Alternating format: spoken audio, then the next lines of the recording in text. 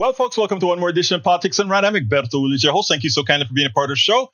We are going to have a great show for you today. As usual, we have the second part of Dr. Richard Wolff, which is where we're going to start. I think you're going to love it. Then we're going to talk about Colombia and what's going on. A lot of people want to say, oh, Donald Trump had a win after Colombia stood up to his bullying. Oh, Donald Trump had a win. I beg to differ. I beg to differ completely, and I'm going to explain why I think what we have is two Latin American countries threw down the gauntlet, one permanently or likely permanently, the other one figuratively. I'll talk about that in a little bit. But beforehand, you guys come first, and I must say, welcome aboard. Para ver, what do we have here? Welcome aboard. El Señor Michael Rudnick is in the house from from Brooklyn, New York. We have Yvette Avery Herod from Atlanta, Georgia. We also have in the house with us today Melanie Keelan from Barcelona, Spain. Paul Fleming from Powder Springs, Georgia. We also have Troy Astro. I think you're from Houston, right? And of course, there is Breach MCP. Why is Dr. Phil driving around and filming with ICE? He needs to find more viewers. He screwed up when he supported Trump. And I think what he's going to try to do is try to say, I don't know for a fact, okay? I don't know this at all. But I think he's going to try to tag in support of them. We'll see what he's doing. But you see, after he lost a bunch of his audience, after he went out there to New York with that big support for Donald Trump, the crook. Troy Astro from Detroit. And of course, we have Lee Grant from Montgomery County. Well, folks, welcome aboard. Let's go ahead and start Dr. Phil. Dr. Bridge, why do you have me thinking about Dr. Phil, my sister? Let's go ahead and start with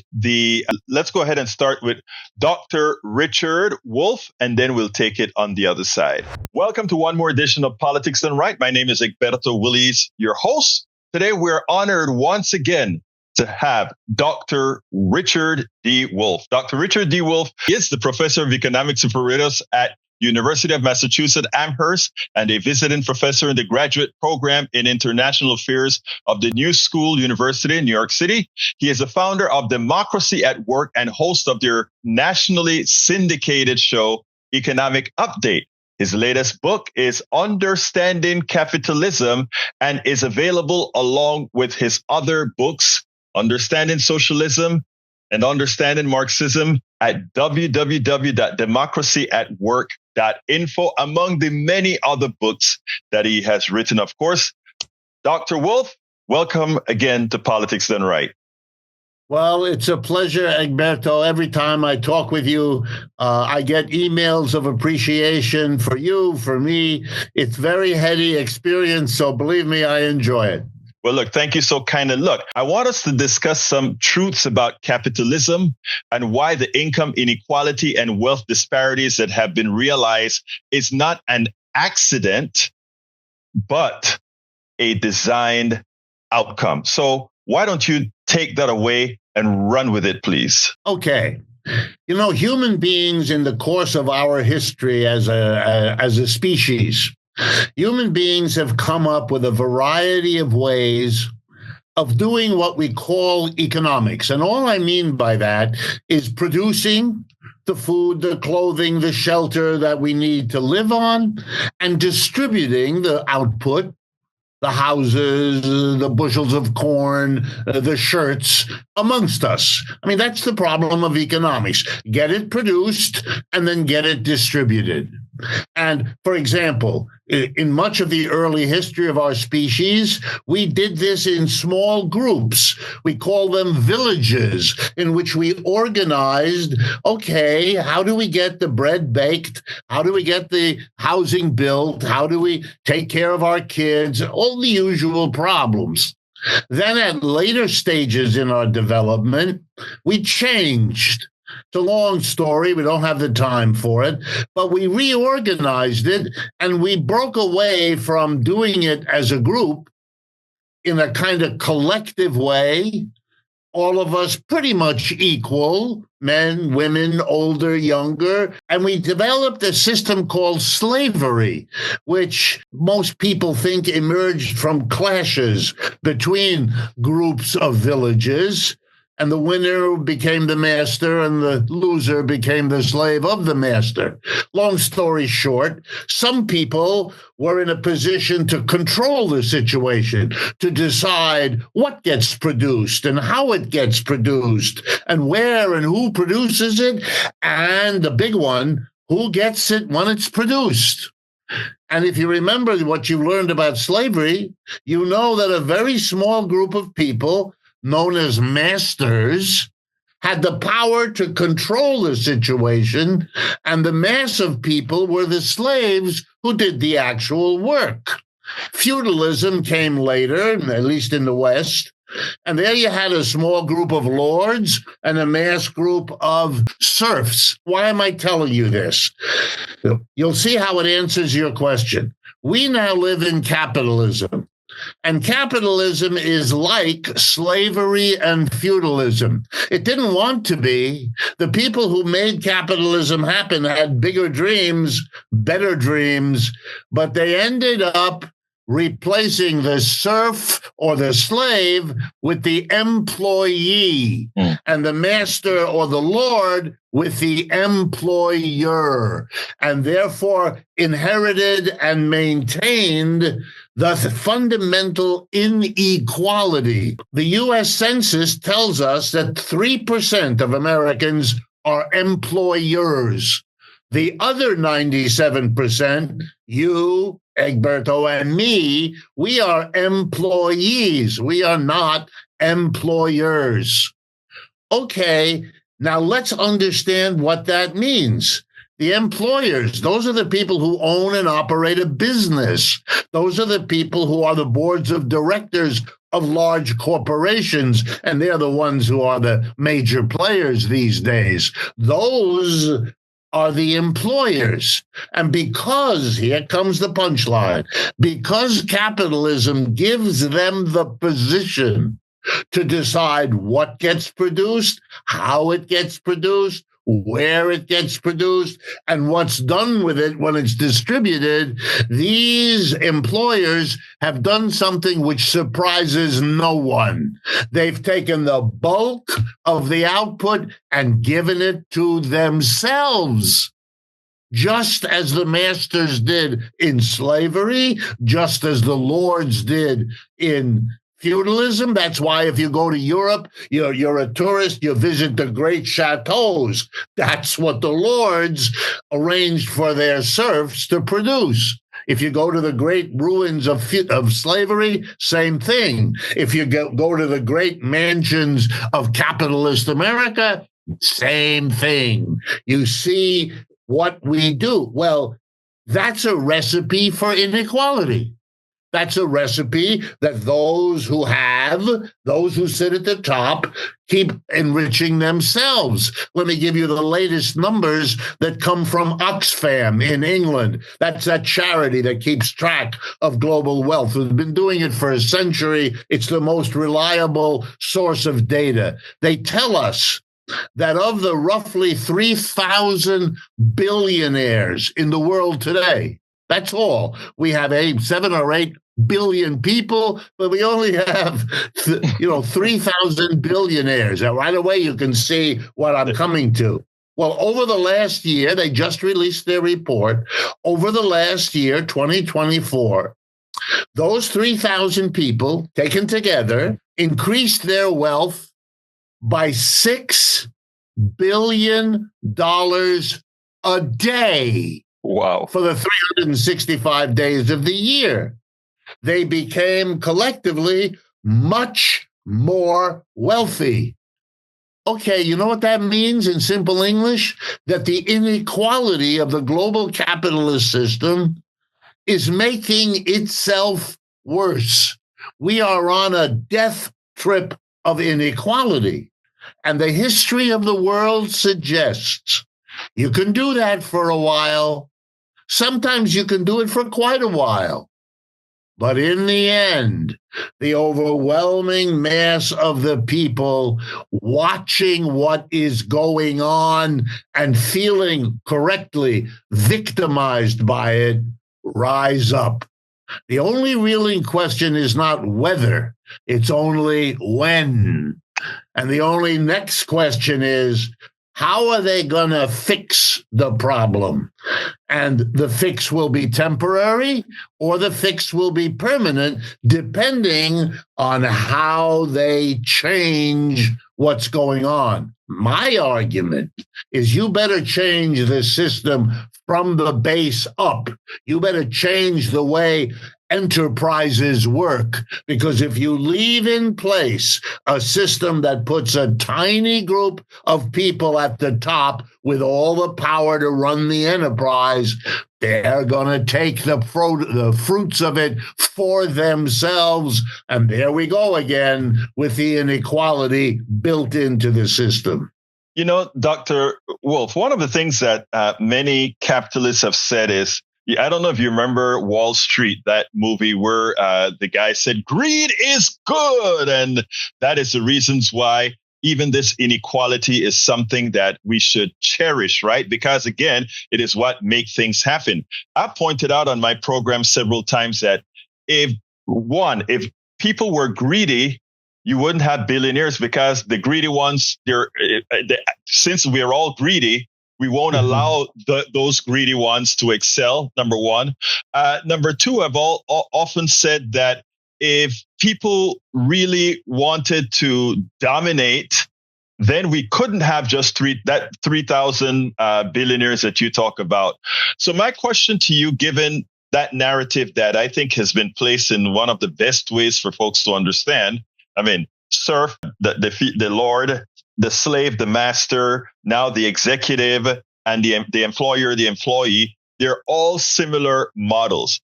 Is there something intrinsic to humanity that makes that, or was there a time in our history where that wasn't the case? Is selfishness of the few inherent or not? Absolutely not. And the anthropological record makes that clear. Common sense makes that clear. And any knowledge of history that isn't ideologically screwed up knows it. So let's start. Anthropology. It tells us that before slavery in most parts of the world, you had what I called earlier village economies. There were no masters in those villages, no slaves. Nobody owned anybody else. Nobody did. It was done as a collective. Sometimes they said, well, the older people, because they've been around a long time, have a kind of wisdom. So they would turn to the elderly for helping solve the community's problems. But there was a notion that we're all in this life together. We all need each other every day, help each other grow our crops, find our animals, deal with our children. Phrases like, it takes a village to raise a child. That's a remembrance in the human experience of how we used to do it. We did it as a group of equals, and anyone advantaging themselves at the expense of the group was seen to have a mental problem, and people helped them to overcome their individualism that threatened the community. Here's the second piece of evidence. Throughout slavery, throughout feudalism, and throughout capitalism, workers have walked away from enterprises organized in the typical top-down fashion and tried to organize enterprises differently. Today, for example, we have thousands in the United States, in Europe, in many other countries, of organizations called worker co-ops. What do you think that is? Exactly. That's the attempt of workers who walk away from their jobs in capitalist factories, offices, and stores because they want to get together with others like them in an equal relationship, working out of somebody's backyard or garage to set up a business, which they do, and they're very proud. We want one person, one vote. We make all the decisions. Monday to Thursday, we come and we work. On Friday, we don't do work. We sit around and we talk about this business, how we want it to grow, how we want it to work, how to resolve tensions that exist amongst us, and all. But it's all done in a collective way. There's no master. There's no employer. Look, when I have questionnaires to my students in my classes, in all the American universities I've ever taught in, I hand out at the beginning of the semester a little piece of paper, and I say to them, give me your name and what year you're in, what you hope to do in your life, so I have a better understanding of the audience I'm trying to teach. And one of the questions I ask is, what are your hope? What do you hope to have as a job 5 years after you graduate? And the majority, I teach in the state of Massachusetts most of my life, but the majority of my students have always said, I want to be self-employed. All right, let me tell you what that means. It means they don't want to be what their parents are. Mm-hmm. They don't want to be an employee. They've looked at their parents growing up 18 years at home with those parents, and they have said, I don't want to. I want to be my own boss. Well, the best thing would be if you were together with others who didn't want to be employees, and you wouldn't have to have a boss. You could. When I explain that to them, they're all nodding. They get it. No big mystery. No big undertaking. No one had talked to them about it before. But don't tell me the American people are not interested. They are. They have to be shown that it's an option. When I give them literature about all the worker co-ops, they gobble it up. And then I tell them, which is the case, that in places like Italy and Britain, worker co-ops are a much bigger part of the economy than they are here. And so people know about them, see them. Some folks go to work in them. And I say to them, as my conclusion, let me ask you a question. Where would you rather work? In an enterprise where people you do not know, whom you do not elect, who are not accountable to you, decide what you do, how you do it, when you do it, where you do it. When you arrive in the morning, they tell you where to sit, what to do. And when you go home at night, they tell you to leave here everything you helped to produce, because it's not yours, it's mine. I'm the employer. You go home, one beer, one pizza, and you come back tomorrow and you do it again. Or would you like to work in an enterprise where you're not just an employee, you're one of the people that runs the business, because you don't have employees, you have people who are both. They look at me with stars in their eyes. They never thought it was possible. That's where we have to go, because nothing short of that is going to undo the inequality that oppresses us at every turn. It's interesting because in that narrative, you spoke about freedom.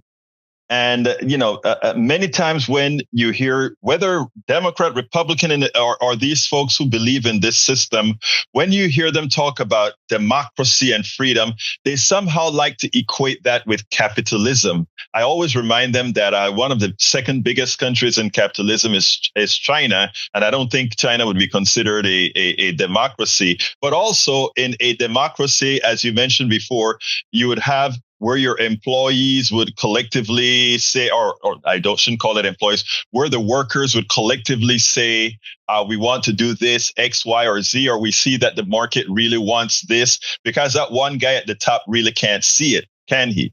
Right. I mean, they can't see it. Go ahead. Egberto, let me make it as strong as I know how. Capitalism is not only undemocratic, it is the antithesis. It's the opposite. Exactly. Come on. Democracy means whether you go to ancient Greece, Piraeus, to talk about that, or you want to give modern example. Basic idea of democracy is if you are affected by a decision in your community, then you must have input into making that decision. Otherwise, you live in an autocracy. There are some people who have power, you don't. The reason we have an election in our town for mayor is because the mayor makes decisions that affect us. And therefore, we have to have power over him. When you walk into a capitalist enterprise, a factory, an office, or a store, there's a boss who tells you what to do. He sure as hell affects you. He starts by affecting you whether you get the job or not, and then he affects you by whether you keep the job or not. Plus, he tells you where to sit and what to do and what tools to use and how to use them. He has enormous power over you. You have a zero power over him. That's not democracy. If we think it ought to be important to vote for the mayor of your town, why do we not think it's important for you to have the power to vote for the leader of your enterprise, where you spend the best hours of your day 5 out of 7 days of the week? If you really believed in democracy, worker co-ops would be the only kind of business you would allow to exist, because that's a democracy. What we have is not. So when the capitalists, who know, by the way, better than most people, how vulnerable they are a tiny group of super rich people. Their greatest fear is that democracy will lead the mass of people to say, who the hell are you telling us what to do? We are the majority. They know that. That's why it's so important for them to dominate politics by buying it, to dominate the mass media by buying it. Money is what they have. Numbers is what we have. And that's the age-old conflict. So when they talk about democracy, don't pay any attention. They don't know what it is, because if they faced it honestly, they'd have to face that their wealth derived from their corporations is based on the opposite of democracy. It's interesting because, one of the things that I think folks don't understand, you remember capitalism, one of the parts of the definition of capitalism as the efficient allocation of resources has proven to be so false. I mean, wanting to privatize healthcare where we know we have the added expense of feeding the rich.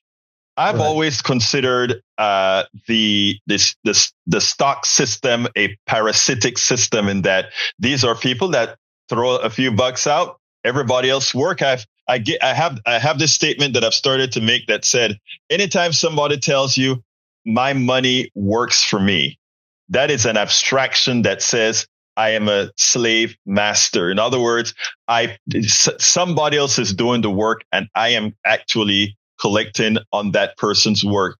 Why is it, do you think, that so many are so susceptible to be brainwashed into believing that a system where your labor is broken down, that others are benefiting so much from your labor, and you still at all costs protect that system which is abusing you? Which is telling you also, I mean, if you take a look at, well, we're going to employ you today. If my bottom line goes down a bit, you are the expendable resource. Why do you think we accept it so easily? Well, it's the one thing about the United States that I take my hat off to. It is a country, it is a culture that has really done a really enormously effective job shaping people's consciousness. Mm-hmm. But, let me give you an example out of economics. I've been a professor of economics all my life, and I explain to my students the following. When you sit down with a prospective employer looking to get a job, and, you discuss it, and he tells you what he's going to want you to do, and you tell them, I want the job and blah, blah. And then they come to the key question, how much am I going to pay you?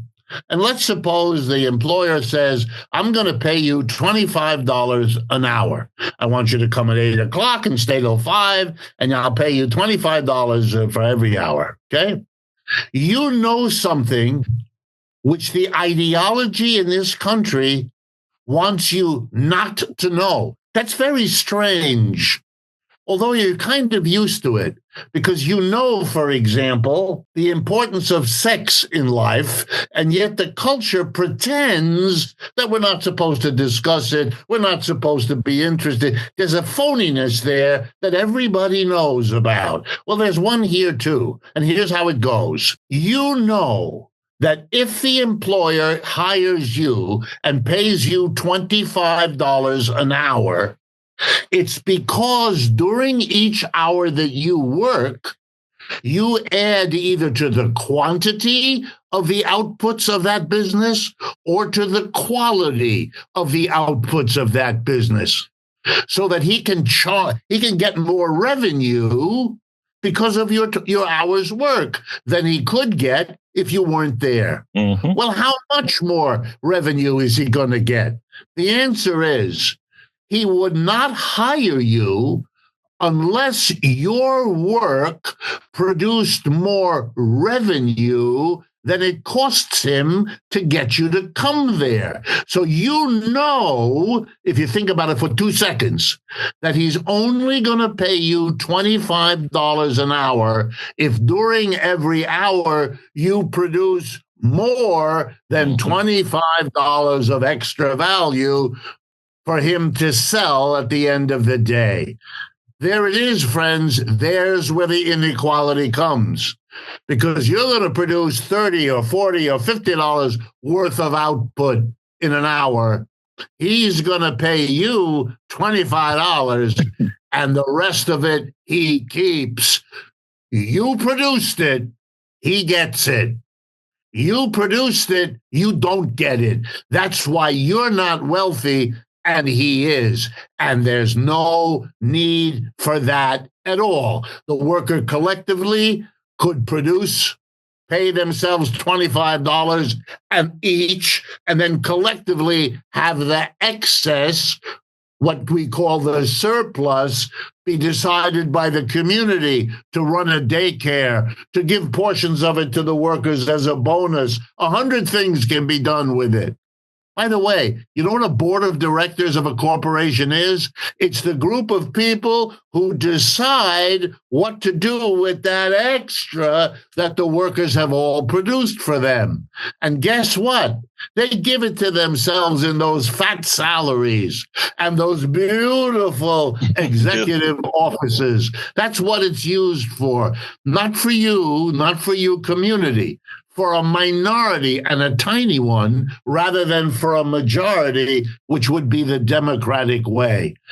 Inequality is a fruit of the absence of democracy and proves that the democracy is absent, because democratically, we would never give Elon Musk $400 billion while most Americans have trouble paying for their kids to go to college.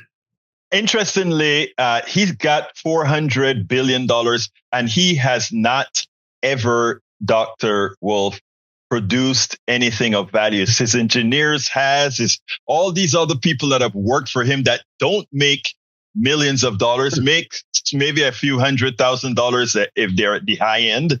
But of course, we know it brings in a whole lot of foreign engineers that work at a discount. I mean, it is amazing how the system works. Now, let me ask you to wrap this section up on capitalism. How do we make the transition? Earlier, you were talking about, before we came on air, that the great thing that you're seeing is that more folks are starting to understand these realities. Yes. Well, I'm a teacher. I've been a professor all my life, and I'm sure it's shaped my ways of thinking in dozens of ways. But here's one of them. I believe that human beings are inherently very creative. and that if you give them information about options and possibilities, it'll take some time, but they will think about them.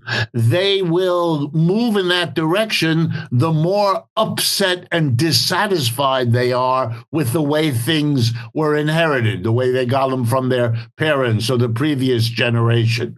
So yeah, we're used to capitalism. It's been the dominant system in this country for a century or two. And that makes it powerfully cemented, you might say, in our ways of thinking. But capitalism, especially American capitalism, is in very deep trouble right now. That's something you and I should talk about. It is causing difficulty for more and more Americans. And as they experience that difficulty, for example, there's too much month at the end of the money for large numbers of people, and they have to face that. And they have to face that a dozen eggs is now a major expenditure, and whereas they used to have them for breakfast without thinking about it, on and on. Going to college is unaffordable for millions. Having your own home is an American dream way out of reach for the majority of our young people, and on and on. As this system breaks down, stops working, as the jobs we have are crappy, as our futures don't look any better, the interest in alternatives becomes greater. That's just a normal human adjustment. Here's the thing. The more people like you, especially you, because you have a large audience, you are listened to, people think about the things you say. If people like you, but also ordinary people going about their ordinary lives, if they start thinking about alternatives, like a worker co-op business, for example, they will find the ways. They will be creative in how to do it. Look, there is something called the United States Federation of Worker Co-ops. There's so many American people organizing co-ops that they have to have a federation. And you go to their website and you'll see where they are and what they're doing and how they're growing. Okay, that's something an interested person can find out about. How do you set one up? How do you run one? You won't be starting from scratch, because many thousands of people in this country and even more outside have, decades-long experience. In Spain, there's something called the Mondragon Cooperative Corporation, which is the seventh largest corporation in all of Spain. It has its own university that teaches people how to raise the money for a cooperative business, how to run it, how to grow it, on that information, that literature, the teachers, it's all in place. It now only needs people to say, hey, why is it that here in the United States, in business schools, where I have taught in part of my life, we teach only about how to start a capitalist business, how to run a capitalist business. We don't even offer our students courses that say, well, here's an alternative way to run a business. It would have its problems and we would have its solutions to those problems. But you're not in a world that gives you no choice. I love it when Americans have to be told, you claim that you believe in freedom of choice. Well, for you to have freedom to choose between a capitalistically organized business, with what we know it does, and a worker co-op based business, you'd have to learn about it in school. You'd have to hear about it on the news. You'd have to have examples in your community where you could go and see how it works. Imagine how a job there would feel and work for you or your family. We don't have any of that. We have a capitalist system that wants us to believe we are stuck in it, that it's the only one, that it's better than all the alternatives. That's what they thought in feudalism. That's what they taught people. That's what they taught in slavery, that God himself decreed that some of us are master-type people and others of us are slave-type. We had to fight our way out of those ways of thinking. And once people did that, that system was done. It may not have known it yet, but it was done. The fact that I'm talking the way I do, the fact that the audiences I face are larger now than they have ever been in my lifetime. Here in the United States, I was born in Ohio. I've lived and worked in America all my life. I have a bigger audience now, much bigger than I ever had. And it's not because of me. It's because these issues are now coming up. And you and I and people like us are some of those that welcome those issues coming up and want to talk about options and actually give the American people the freedom of choice this system otherwise keeps hidden from them. Dr. Richard Wolff, Professor of Economics Emeritus, University of Massachusetts, Amherst. Thank you so kindly for having been on Politics Done Right. My pleasure, Egberto. Anyway, so that was Dr. Richard Wolff. I just want to answer CSEC about something. I want to, and by the way, Bridge MCP, I did read, I did see the film, or not the film, the snippet of Donald Trump being a racist from way back when he talks about the Indian casinos. I think that came from, you said that the person that originally brought it to our attention was Yvette Avery Herod. Thank you for that. But I want to address something that Mike Cisak says. Remember, I tell you, I address folks on the right when we can present and teach something based on the senseless things that we normally get from the right. So here we go. He says the following: workers settle for a defined hourly wage for compensation. Business owners don't limit their income to time, but by capital. What is capital? Where did capital come from? When business owners constantly talk about capital, remember that capital in the aggregate is stolen. For the capitalists that didn't work for it, that is your excess labor. That is what Professor Wolff was trying to teach you. You know, somebody rips you off. They pick your pocket and take $1,000. Then you feel nice about them when you negotiate. I'll work for $10 an hour. They ripped you off. They took $1,000 from you, and you're willing to work at an hourly rate for less. Rich man, poor man. Yeah, the hourly guy is always the poor man, and the guy with the capital is always a rich person because he doesn't work. He's a parasite. He depends on you to do the work. That is, like I said, Mike Cisak, and I say this with respect. When I tell you that you have an enslaved mind, it is clear that the indoctrination has filtered into a metastasis, into a form of metastasis of the innermost brain. Because again, what we're trying to illustrate here is that our economic model, yeah, you may want to say John Smith, or you may want to call out all these famous economists that talk about it, but it is basically still a capitalist economy, meaning based on capital. And you have to ask, where did that capital come from? And was that capital attained on one's own work and worth? And the answer is an absolute no. All those ranchers who owned all that land in West Texas didn't earn that land. They stole that land. They took that land. They decided to take land that the people who were originally here said to themselves, we don't believe in land ownership. Oh, land is a common. And land being a common, all of us have free access to use it and be stewards of it. That's why things like forest fires and all of that, these natives always knew about having protective burns and stewards of the land. We come and we ownership. I claim this land in the name of the Queen. It's my land. You go to India. We claim this land in the name of the Queen or in the name of the King.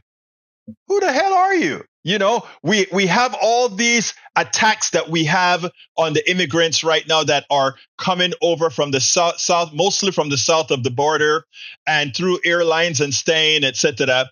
And we want to demonize them as being evil. These guys are coming over here illegally. They don't have papers. They weren't invited here. They're just coming here.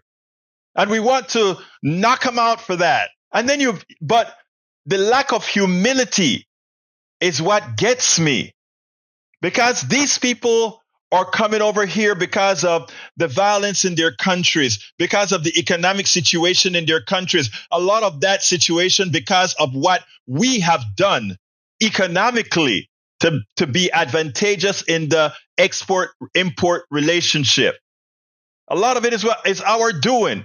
Why they are in fiscal trouble. Okay? A lot of it is there. And now we want to be high and mighty. They come over here. They want a job. They want employment.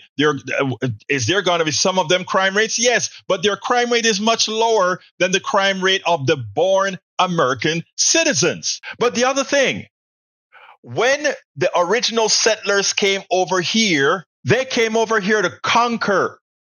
They came over here and killed. They came over here and slaughtered. They came over here and enslaved. They came over here and made folks indentured servants. These people that are coming over here just want a job. And we have a low birth rate. Wow, it seems like we could have some sensible policies that find a way that we can bring these folks into our system. But with the xenophobia and all the other phobias that we have and the intrinsic hate based on fallacies, we can't get it. Wake up, wake up. We've got a limerick from the one and only. I haven't heard from Brother Sarnik in a few days. Love you, my brother. Haven't heard from you. Let's go with your limerick. I haven't read it, but you know I don't read your limericks. I kind of do it on the fly. Let me put it in a place so it doesn't scroll over. All right. New limerick-based poem. All right, so it's a long one. Let's go. Resist. When taking away your liberty, they insist. When they say your protest must cease and desist. No matter if you're many or few, there's only one thing for you to do. Resist. When you can't see the snake but hear it hissed. When you discover a number tattooed to your wrist. Don't he overly stressed or hard pressed. There's no time to rest. Instead, lift up your head and resist. Whether you're a Christian, Jew, Muslim, or Hindu, a humanist or an atheist, whether you're a pessimist or an optimist, old or young, open your eyes and ears, loosen your tongue, and just resist. When they come for you, when they come for your neighbor and want you to assist, when you find you're on the enemy's list, don't go away and hide, but decide to stay and say, hell no, resist. Even though some days it's hard to just exist and you're distressed or even depressed and you're afraid you might be next, you must do more than just get pissed. You must stand up and raise your fist. Get others beside you to enlist so that from morning to night together we will persist.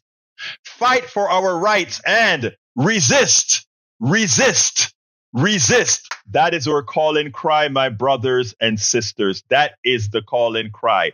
I love it. I love it. I love it. Once again, A+, A+. All right, let's continue reading what we got here. Paul Fleming says a video released as part of an ongoing lawsuit against Southern California Edison, the electrical utility for Los Angeles, appears to show that a few firms say is the start of the deadly Eaton fire. Doesn't surprise me at all. Let's see what else we got here. Bridge MCP says, Egberto, Willies, correct me if I'm wrong. Colombia has always been Biden allowed deportees planes land there. Rump's planes had the people tied up, no food or drink, no AC. People were fainting. Colombia said we will send our own regular planes so that the people are treated humanely. Yep, I have a piece that I need to do on Colombia, but since we got calls, I think I'm going to forego it. All right, come on in, my dear brother. Taking notes. Patrick, come on in, my brother. Note taking has stopped. How you doing today? I'm doing fine. Talk to me, sir. I wanted to point out to the people that think that capital and businesses are doing us a favor, and that they are separate from the middle class. If it wasn't for workers and people taking out mortgages, mortgages are a form of socialism. If we weren't borrowing money to pay for cars, and cars are highly socialized machines because the people build the roads, the people put up the lights, the people put together the laws and everything. But I don't need to go too far into that. But if it wasn't for us swinging hammers and making loans or taking out loans, there wouldn't be other loans available for people to start businesses. Most businesses, the smaller businesses, start with loans. And those loans don't come available without the worker. It is the thing why, that. Go ahead. I was gonna say that's why you can't get a loan in a recession, because people aren't working enough. More money is not being generated by the working class, and it was sabotaged or mismanaged by the upper class. So not only do they put us in a recession, we're the ones that have to work our way out of it for them. And we're the only ones that are making money available for them. We're the only sources of real wealth being generated anymore. Everything else is a sinister tool set up by micro investments, all that take money out of the middle class. It's all coming out of the middle class. Go ahead. Let me tell you this, Patrick, and fundamentally speaking, what we have to try to deprogram people about is that there's something special about capital as opposed to workers, right? In other words, our entire system is based on giving preference to capital. We have the way we tax capital, the worker gets taxed at a higher rate than people with capital. The way we deal with, whenever we ask a question about how a policy, a social policy or whatever, the first question that is usually asked is, how is that going to affect business, meaning capital? We have to deprogram ourselves from that thought process that everything that we look at comes from the capital perspective and start attempting to see it from the human perspective.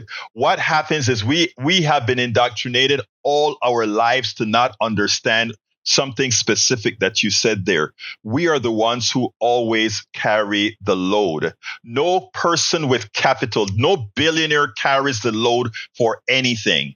They got all the money that they've had on our backs, not on their innovation, not on their education, not on any of that.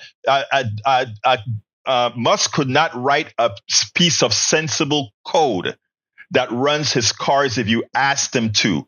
The people who innovated the sensible code in his cars, the people who did the orbital mechanics for his spaceship, all these are people that are paid a salary, which defeats the purpose or the belief that innovation requires huge profits. What requires huge profit is parasitic behavior. Musk is a parasite. In other words, he creates nothing. He innovates nothing. He just goes ahead and play video games and say, I got money, I can do this. And that is what we have to let Americans know that they're worthy. That they are worthy, and stop letting them fall for the crap that somehow these rich people have some value to society. Continue, my brother. Well, you summed it up pretty well, but I would like the posse to really wrap their mind around, no matter how much money Musk has, if he can't find somebody to work for him, that money is worth nothing. Exactly. You nailed it.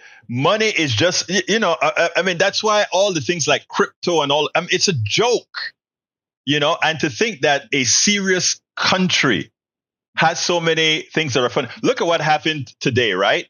Today, I don't know how many people know about this, but China came out with a new app, a new chat box that they said, we don't know if it's true or not, but they have a chat box that is the number one download in the country, in America today, to rival ChatGPT or anything. Large model development. They said it cost them $5 million to develop their chat model, okay? That rivals what we've invested hundreds of millions, if not billions, into. So all the stocks on the AI stuff is cratering on the NASDAQ today. Why? Because somehow somebody may have done it better than us. But here's what I have to tell you. You know why it costs us so much to do things, Patrick? Because we use a capitalist model. Right. We use a capitalist model. The capitalist model say we don't do something unless some fat cat can make a whole lot more on that.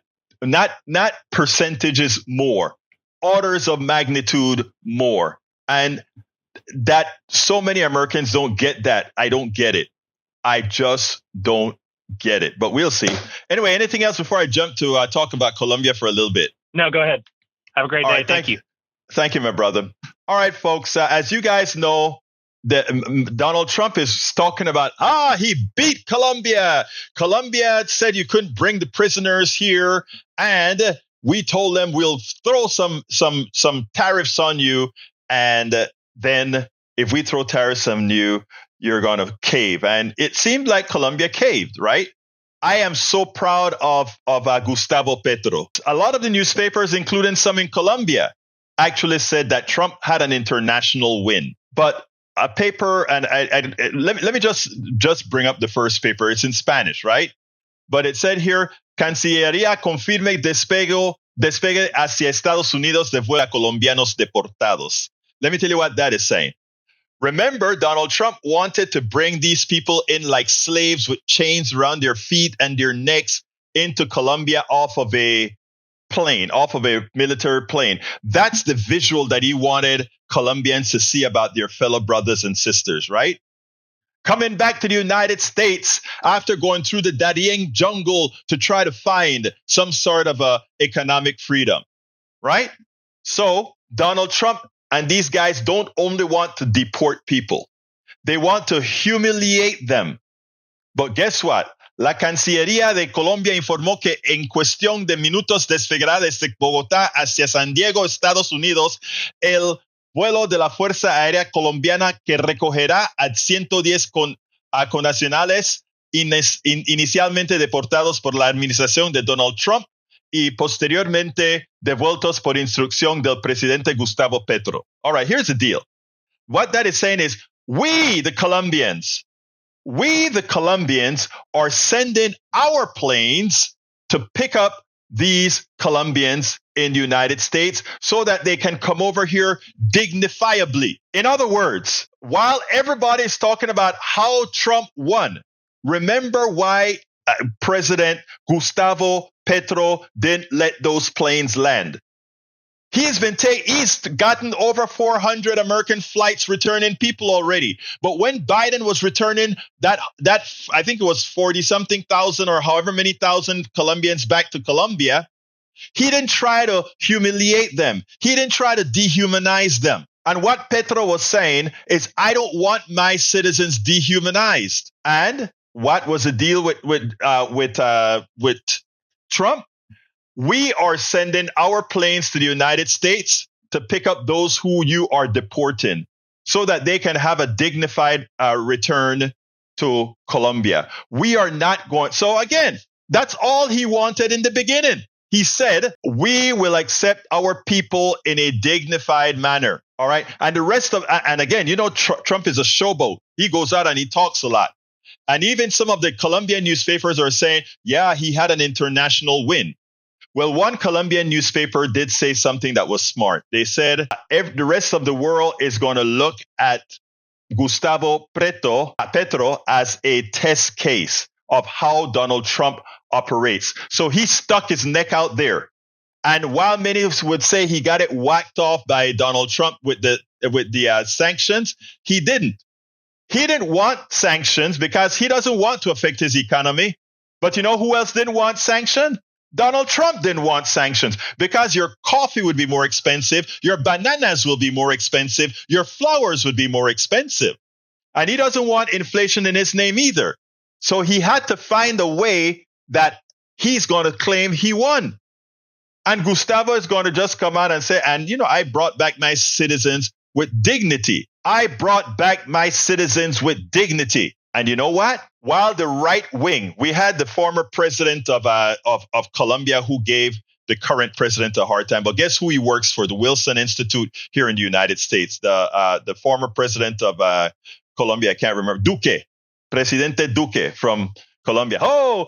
Petro shouldn't have done that because, it's all staging. What do you think Trump is doing if he's not staging? But I was so proud of what Gustavo Petro did. And you know what? Yes, the rest of the world is going to see that Trump is willing to call the bluff and talk about tariffs. What it's time to do is to form a collective of countries,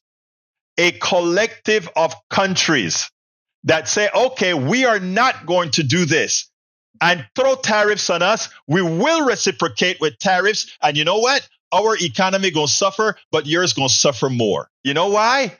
Because we are a low-cost center. You're a high-cost center. Your people are already screaming about inflation. We'll just give you more because your people are the ones who are going to pay for the tariffs.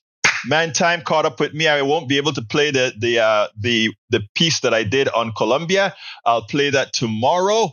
As far as what's in the chat, folks, I'll take a look at the chat afterwards, but I've got to go. Before I go, I want to ask all of those that are watching right now to please consider becoming supporters of Politics Done Right and my program. Remember, this is not just a program that does these two shows every day at 6 a.m.